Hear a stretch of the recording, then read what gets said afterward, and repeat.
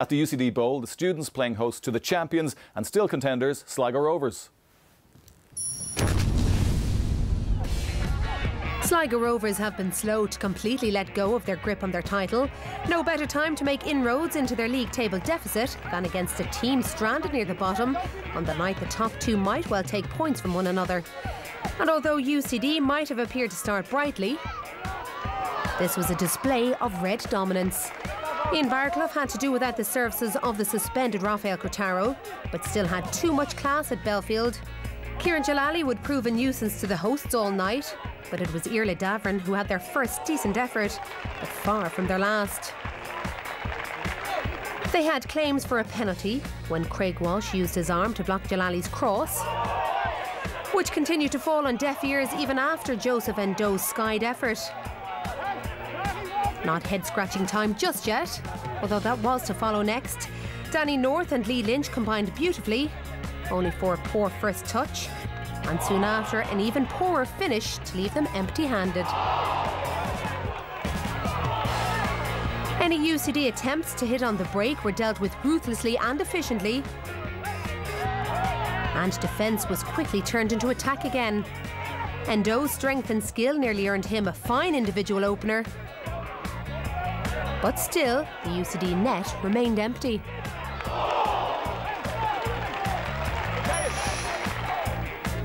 The early stages of the second half produced penalty shout number 2. Lynch and Jalali put North through. Mark Langtry appeared to put North down. Referee Robert Rogers was unimpressed with the appeal and gave North a booking just to prove it. It wasn't long, though, before Sligo did take the lead, and on undoubted legitimate terms. UCD didn't help their own cause in defence. Aaron Green's cross got plenty of help in making its way out to Jalali, who cemented a good performance with a sweet strike and the lead goal for Rovers. It was the Jalali-North combination that put Davern through next. Barron covered his angles well. The keeper, though, was caught out for the second goal, perhaps blinded by Sean Russell on the line beside him. Ndo's corner sailed into the net untouched. 2-0, no more than the jubilant visitors deserved, but maybe they should stick to the day job. UCD finally paid a visit into the Sligo half. Gary Burke set up Walsh, but Gary Rogers didn't have to work too hard. And it was only the briefest of respites. Sligo were soon in the attack again, and with just a minute of normal time remaining, Green charged forward, squared for North, and Sligo Rovers had completed a ruthless assault of UCD's goal for the third time this season.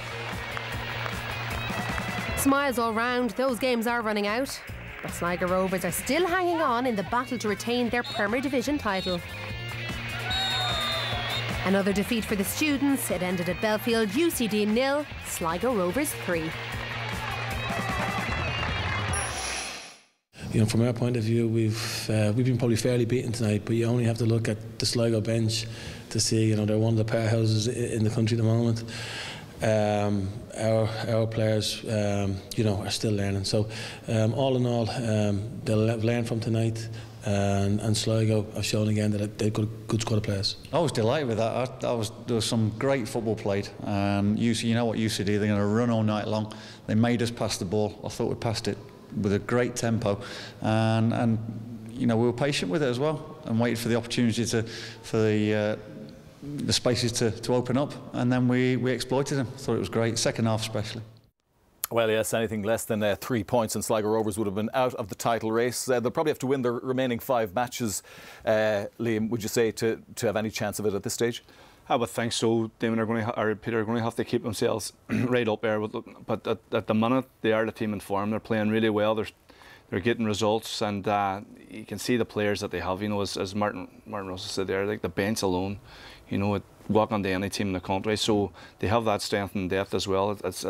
It'll stand them in good stead for the last 4 or 5 games. Yeah, it took them a while to get off the mark against UCD, but they got off the mark with a really quality goal from Jalali. We were down in Sligo last week doing a Derry game, you know, and they were talking about Jalali because he wasn't playing. He's been their best player this season, And it's his quality. Just when the ball comes out to him, like, his back left here is nothing. It's just a strike and, you know, right into the top corner. It's absolute quality. But this year it's poor defending from UCD. Like, the corner coming in, nobody at the back post, and goes says right over the goalkeeper's head. But I'm sure Joseph Ndo enjoyed it. But I didn't think there was anything wrong with that. There was nothing wrong with that. I thought the celebration was really good. But here, Aaron Green here, like, it's just a wreck running in the box, and, you know, Danny North, a couple of minutes they go, he want their striker standing in the 6-yard box. They poke it on the net. But it's always a difficult place to go, and Ian Barclough knew that it was important to go down there with the right attitude and come away with 3 points and keep themselves on it. Yeah, Damien, we're going to sort of just broaden it out now in terms of the title run-in and everything. I mean, Sligo Rovers 5 points behind, 5 matches to play. I mean, wouldn't St. Pat's have to concede 6 points to them because of their superior goal difference for Sligo to have any chance? I mean, are we being too kind here to Sligo Rovers fans to say they still have a chance at the title? Because, I mean, the run-ins, you'd say Dundalk's possibly on paper, and we're only saying it's on paper, possibly the easier of the 3, but at this stage of the season period, this vital stage of the season, it is literally a game at a time. So when you look at 5 games like that, the last 4 have no real consequence. It's the next game could change everything dramatically. And I like the touch of Ian Barclough. He's up for the battle, he's up for the fight, he's excited by it. And if the players buy into that, they could actually go and win those 5 games. And if they do, they've done all they can do. If Pats go and win their 5 games, good luck to them and carry on with it. So each of those teams there will look after their own selves, their own performance, and leave what's outside their control, outside their interest. And if you compare the run-ins, I don't think there's too much between them. I mean, there's a lot of big games to come there, and experience will be vital. Dundalk were found lacking a little bit of experience. Pats have the experience. Sligo have experience and quality aplenty. So I wouldn't close anything off quite yet. Yeah, there's still some massive games to come, Liam Arthur. Well, that's what you're looking at. The players have got to stay focused, as Damien said, because everybody will be looking at the Sligo Pats game. Yeah, 2 games time, like, you know. So the players have got to make sure that the next game is the most important, especially for Sligo, because they're the ones that's doing the chasing. And Pats, as Damien said, it's really down to mental strength now, and players having the right character, they see it through, because if you don't have that now at this stage of the season, you know, you're going to lose it. So are you guys in agreement that it's still a 3-horse race and not a 2-horse race, briefly? Most certainly, yeah. OK. Right, that's it for part 1. More